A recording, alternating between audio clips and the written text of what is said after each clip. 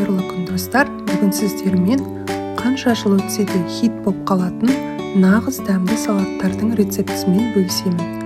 Арнаға жазылуды ұмытпаңыздар. Видеоның описаниясында тағы да басқа салаттардың рецептісіне ссылка қалдырамын. Ең бірінші, ханымдардың еркелігі салаты. Алдымен майонезге чеснокты араластырып аламыз.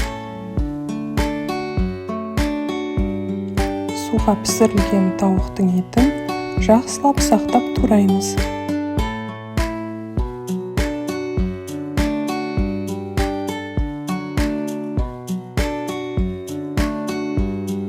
Кальцонның көмегімен салатымызды жинақтаймыз.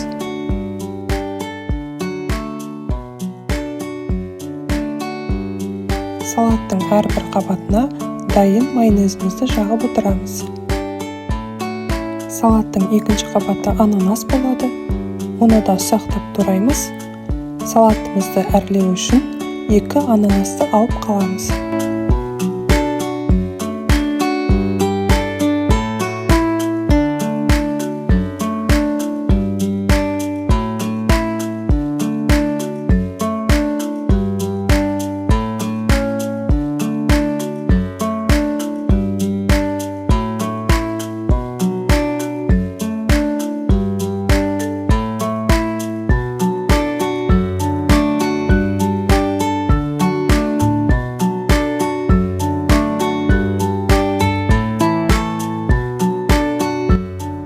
Жұмыртқаны ағы мен сарысын ажыратып аламыз. Жұмыртқаның ағын салаттың 3-ші қабаты етіп, терканың үлкен тесігінен өткіземіз. Ананас пен жұмыртқаның ортасындағы қабатқа майонез жағудың қажеті жоқ. Жұмыртқаның үстінен майонезімізді салып, жақсылап жағып шығамыз. Салаттың 4-ші қабаты грек жаңғағы. Жаңғақты жақсылап майдалап ұсатып, салаттың үстінен саламыз.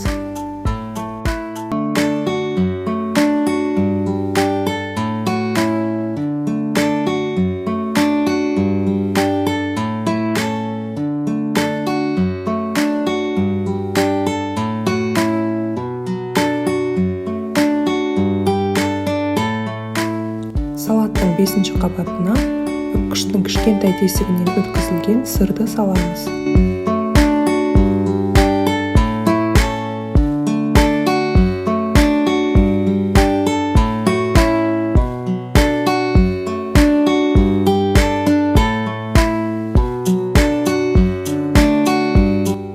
Және салатымыздың соңғы қабаты жұмыртқаның сарысы.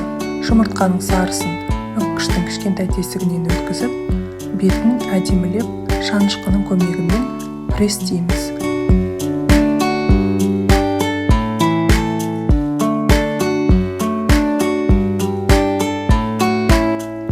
Ананастың, грек жаңғағының және де салатқа қосатын түрлі жасыл шөптердің көмегімен салатымызды өзіңіздің фантазияңызға қарай әрлеп әсемдейміз.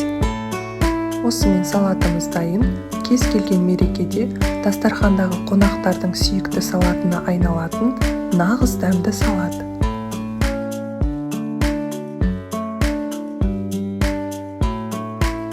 Екінші кезекте француз салаты. Етті қиғаштап турап алып, қызып тұрған майға піскенше жақсылап қуырып аламыз.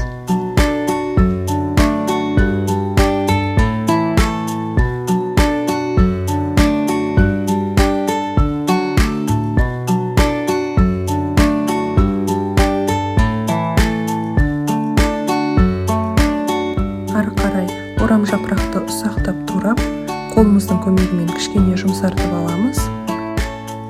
Қызылша мен сәбізді корей салатының үккішінен өткіземіз. Қиярды қиғаштап тураймыз және де дайын қуырылған картопты алып, тарелкаға әдемілеп кемпірқосақ күйінде орналастырамыз.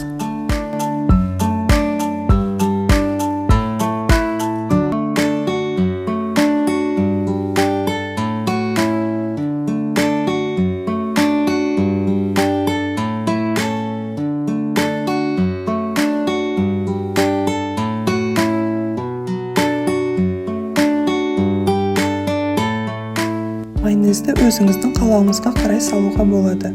Мен қапшықтың көмегімен өрнекті етіп салуды жөн көрдім. Осымен француз салаты дайын. Үйдегі қарапайым заттармен дайындалатын өте жеңіл салат. Үшінші, өз заманының хиті болған ковбой салаты. Етті қиғаштап турап, майға жақсылап қуырып аламыз. Сәбізді корей салатының үккішінен өткізіп, еттің үстіне саламыз. Сәбізді пісірудің қажеті жоқ. Сәл ғана қуырып алып, үстінен соя тұздығын құйып, 1 минуттай қуырамыз. Қиярды, тәтті бұрышты, тұздалған ұсақ қиярды, петрушка жасыл шөбін видеодағыдай турап, дайындап аламыз.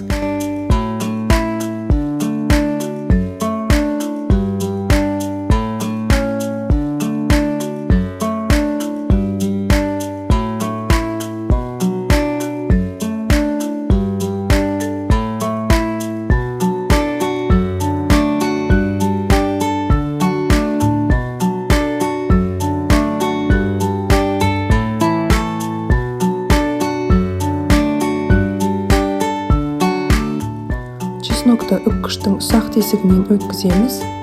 Үстінен дайын болған қуырмамызды салып, дәміне қарай қызыл бұрыш, тұз, қара бұрыш қосамыз. 1 шай қасық кунжут дәнін және 1 ас қасық алма сірке суын қосып, жақсылап араластырамыз.